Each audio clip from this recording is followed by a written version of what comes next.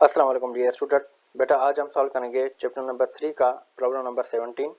तो इसकी स्टेटमेंट में कहता है find the expression of the masses and tension in the string. So ये हमें डायग्राम दिया हुआ है बेटा। इसमें कहता है कि एक हमारे पास एक इंक्लाइन प्लेन है जिसकी एंगल है 30 डिग्री और इसमें दो ब्लॉक अटैच किए हुए हैं स्ट्रिंग के थ्रू। तो ब्लॉक ए जो है उसका जो वेट है वो है 147 न्यूटन और ब्लॉक बी जो है उसका वेट है 9.8 न्यूटन।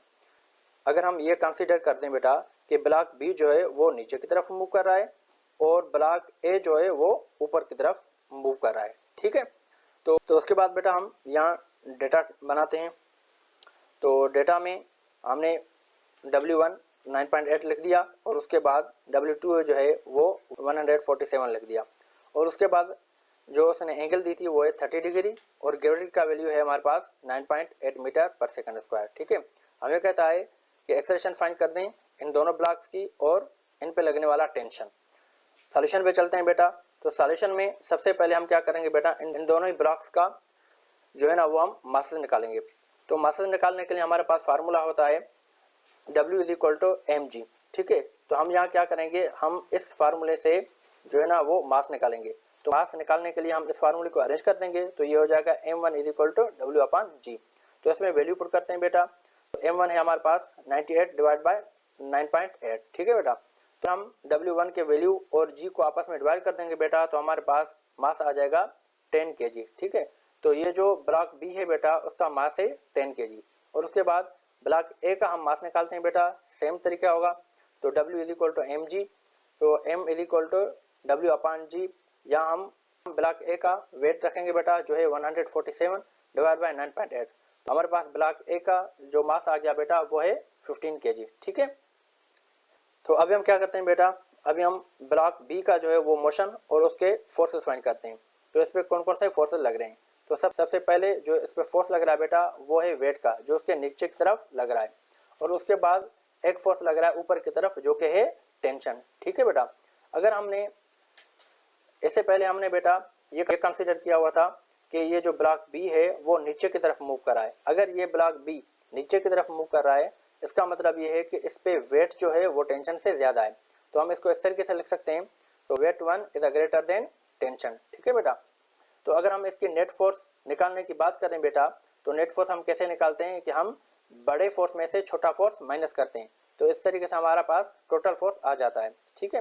तो F is equal to W1 minus T, ठीक है। तो हम इसको इस तरीके से भी लिख सकते हैं बेटा। तो M1A is equal to M1G minus T. ये हमारे पास इक्वेशन नंबर 1 आ गई, ठीक है। उसके बाद बेटा ब्लॉक ए का हम मोशन और फोर्सेस की बात करते हैं।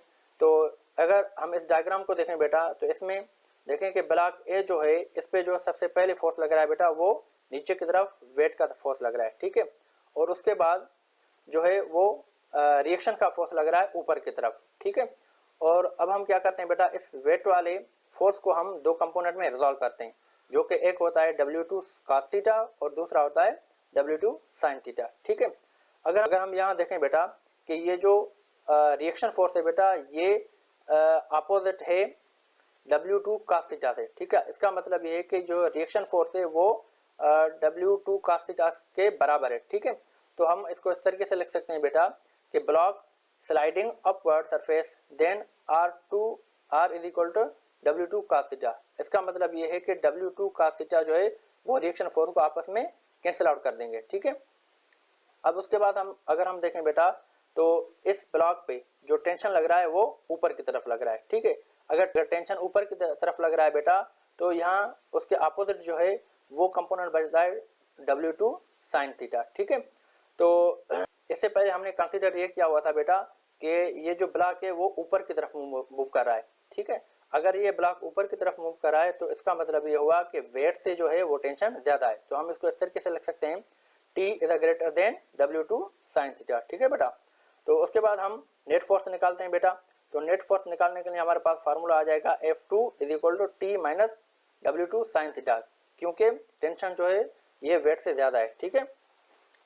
अब हम इसको इस तरीके से भी लिख सकते हैं बेटा कि M2A is equal to T minus M2G sin theta, ठीक है। ये हमारे पास इक्वेशन नंबर 2 आ गई। अब क्या करते हैं बेटा कि इक्वेशन नंबर 1 और इक्वेशन नंबर 2 दोनों को आपस में ऐड कर देते हैं, ठीक है। तो ये हो जाएगा m1a plus m2a is equal to m1g minus T plus T m2g sine theta, ठीक है बेटा। अब उसके बाद हम क्या करते हैं कि यहाँ देखें कि टी एक प्लस की है और एक माइनस की है, ठीक है। तो ये दोनों ही टी आपस में कैंसिल आउट हो जाएंगे, ठीक है। तो उसके बाद हमारे यहाँ से ए को हमने कॉमन ले लिया और उसके बाद हमारे पास ये फिर हमने ये क्वेश्चन बना दी जो कि है m1 plus m2a is equal to m1g minus m2g sine theta, ठीक है। अब उसके बाद हम क्या करते हैं कि m1 प्लस m2 को यहाँ डिवाइड में लेकर जाएंगे, तो ये हो जाएगा a is equal to m1g minus m2g sine theta divide by m1 plus m2, ठीक है।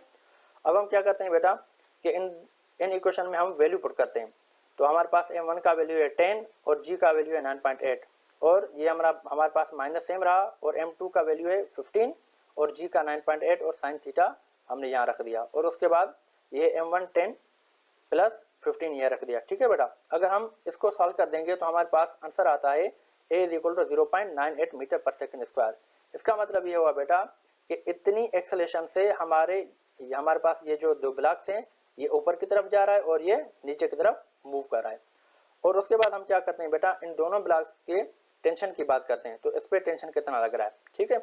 तो अगर हम टेंशन की बात करें बेटा तो क्या करेंगे हम इस एक्सेलेरेशन को पुट करेंगे इक्वेशन नंबर 1 में। तो हमारे पास इक्वेशन नंबर 1 है m1a is equal to m1g minus T, ठीक है। तो इसमें हम एक्सेलेरेशन भी पुट करते हैं और फर्दर वैल्यू भी पुट करते हैं। तो हमारे पास आ जाता है m1 का मास है 10, एक्सेलेरेशन का जो अभी हमने निकाला वो है 0.98 और m1 का मास और g का वैल्यू रख दिया, ठीक है बेटा। तो ये हमारे पास t रह गया और उसके बाद हम क्या करते हैं कि 10 को जब हम मल्टीप्लाई कर देंगे 0.98 से तो हमारे पास वैल्यू आता है 9.8 और 10 को जब मल्टीप्लाई कर देंगे 9.8 से तो हमारे पास आंसर आता है 98, ठीक है। और ये हमारे पास t सेम रहा। अब हम क्या करते हैं बेटा t को इस तरफ लेकर जाते हैं और 9.8 को इस तरफ लेकर जाते हैं, ठीक है। तो हमारे पास इस तरीके से एक अरेंजमेंट बन जाएगी जो कि t is equal to 98 minus 9.8, ठीक है। अगर हम 98 से माइनस कर दें 9.8 तो हमारे पास आंसर आता है 88.2 न्यूटन। तो इसका मतलब ये हो बेटा कि इन ब्लॉक्स पे जो टेंशन लग रहा है वो लग रहा है 88.2 न्यूटन और उसके बाद इनमें जो एक्सेलेरेशन पैदा हो रही है वो है 0.98, ठीक है।